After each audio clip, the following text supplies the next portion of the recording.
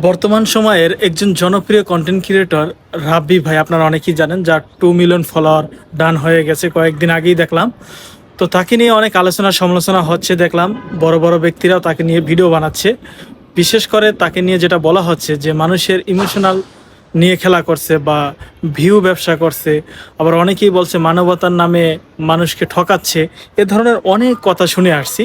এখন আমি আমার ব্যক্তিগত কিছু কথা বলতে চাই। যদিও আমি কাদা ছড়াছড়িটা পছন্দ করি না, কাউকে নিয়ে সমালোচনা করাটা পছন্দ করি না। অনেক বড় বড় কন্টেন্ট ক্রিয়েটররাই তাকে নিয়ে ভিডিও বানাইছে, তো আপনারা সেগুলো দেখছেন। আমি আর তাদের নাম ধরে আর কিছু বলতে চাই না। আমার কথা হচ্ছে, একজন মানুষ যদি ভিউ ব্যবসা করে 10 টাকা ইনকাম করতে পারে, সেখান থেকে যদি 2 টাকা মানুষকে দান করে বা মানুষকে হেল্প করে, মানুষের সহযোগিতা করতে পারে, তাহলে আমার আপনার সমস্যা কি?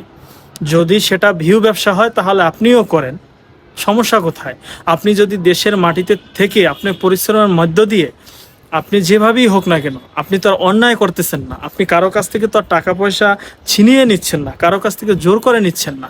হয়তো বা কি রাব্বি ভাই যেটা ক্যামেরার সামনে যেটা দেখায়, হয়তো তাদের একটা চুক্তি থাকে বা আগে থেকেই কথা বলা থাকে যে এইভাবে এইভাবে কাজটা করতে হবে, বা আমি এইভাবে পরীক্ষা নিব, আপনি এইভাবে টিকে থাকবেন।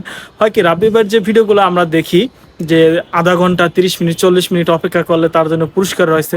আসলে বর্তমান সময়ে সবাই ব্যস্ত মানুষ, আধা ঘন্টা 1 ঘন্টা 2 ঘন্টা যে একজন মানুষ ধৈর্য ধরে থাকে, এটা আমরা ভিডিও দেখি শুরুতেই বুঝছি বা বুঝি।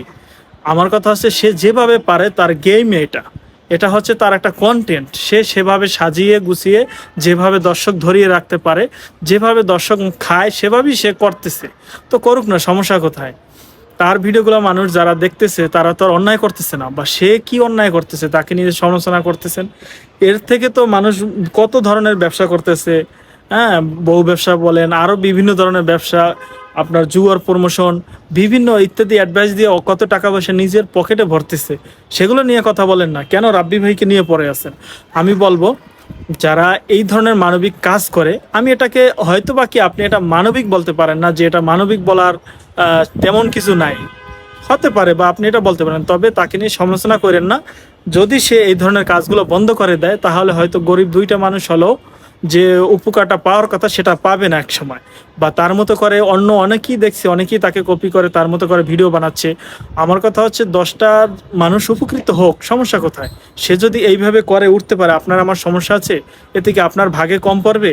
আপনার নজর এত ছোট কেন? আপনি তো অনেক বড় হয়েছেন, তাই না?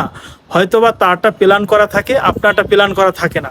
সবাই ক্যামেরার পিছনে কিছু না কিছু প্ল্যান করে, নিজের মতো করে সাজিয়ে কন্টেন্ট বানায়। এটা স্বাভাবিক ব্যাপার, এটা অস্বাভাবিক কিছু না, অস্বীকার করার কিছু না। তাই সমালোচনা বন্ধ করুন। বিশেষ করে যারা বড় আছেন, যারা অনেক সেলিব্রিটি আছেন, যারা পপুলার হয়ে গেছেন, দয়া করে আপনারা এই ধরনের কাদা ছড়াছড়ি বন্ধ করুন।